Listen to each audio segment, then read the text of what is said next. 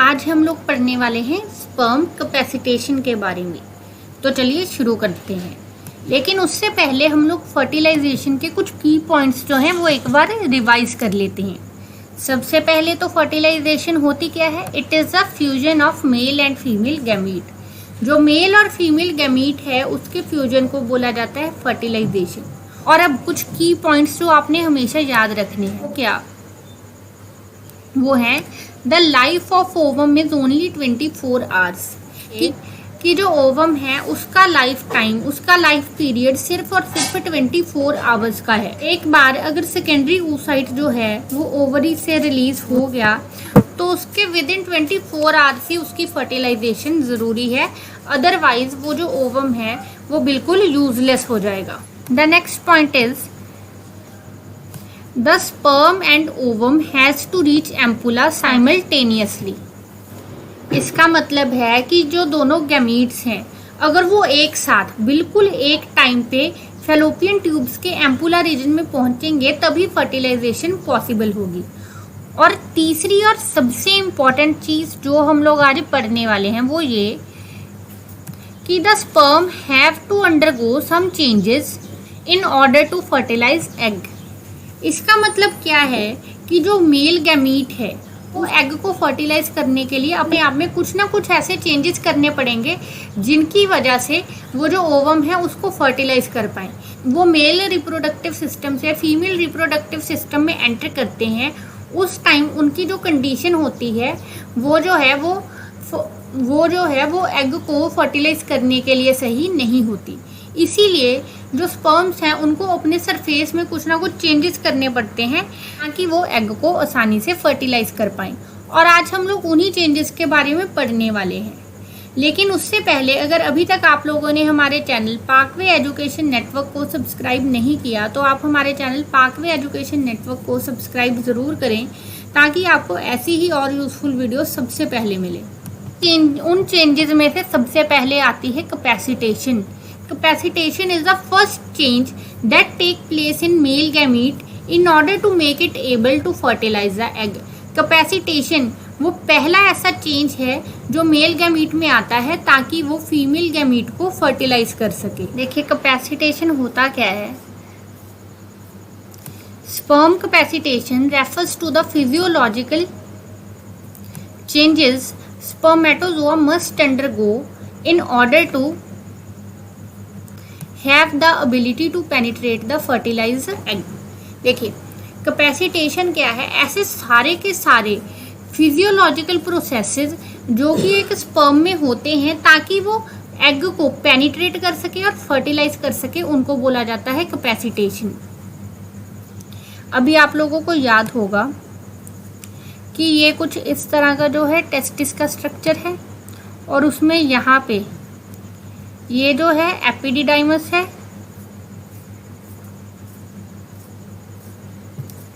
Sperms में जो है जो टेस्टिस हैं उसमें स्पर्म्स प्रोड्यूस हुए और एपिडिडाइमस में ये जो पोर्शन है एपिडिडाइमस में मैच्योर हुए।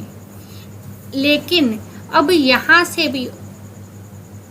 अब यहाँ के बाद भी उनको कुछ और ऐसे चेंजेस करने पड़ेंगे, अपने आप में कंप्लीट मैच्योरिटी लानी पड़ेगी ताकि वो एम्पुला रीजन तक रीच कर पाएं। तो अब क्या होता है कि जो स्पर्म्स हैं, देखिए ये जो हैं ये हैं स्पर्म, और इस स्पर्म के ऊपर ये जो हैं ये लगे हुए हैं डीकैपेसिटेशन फैक्टर। स्पर्म्स हैं उसके ऊपर लगे हुए हैं ये डीकैपेसिटेशन फैक्टर्स।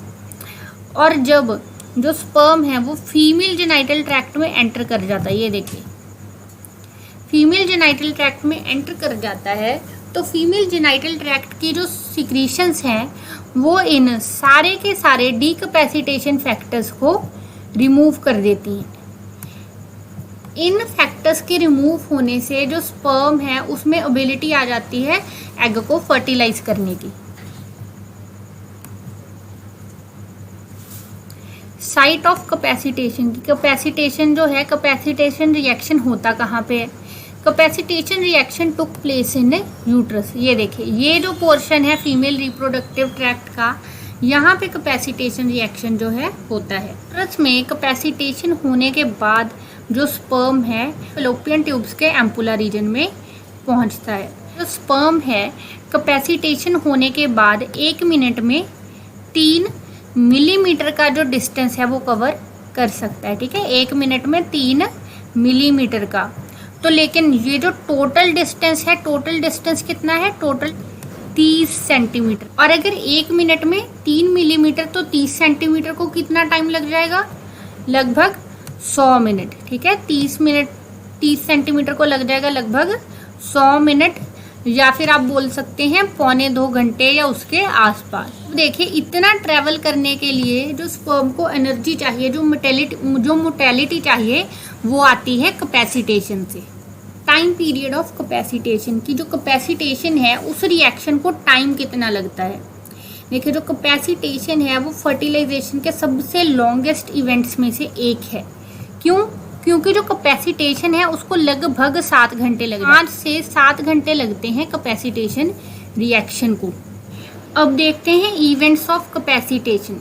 देखिए, जो कैपेसिटेशन है वो खुद फर्टिलाइजेशन का इवेंट है, लेकिन जो कैपेसिटेशन है उसमें भी 2 अलग अलग इवेंट्स हो रहे हैं। तो उसमें से सबसे पहला तो है destabilisation of acrosomal sperm head membrane, acrosomal sperm head membrane which allows it to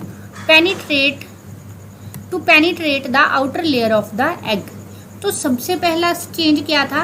acrosome है। ठीक है, स्पर्म हेड है, उसके ऊपर एक्रोसोम है।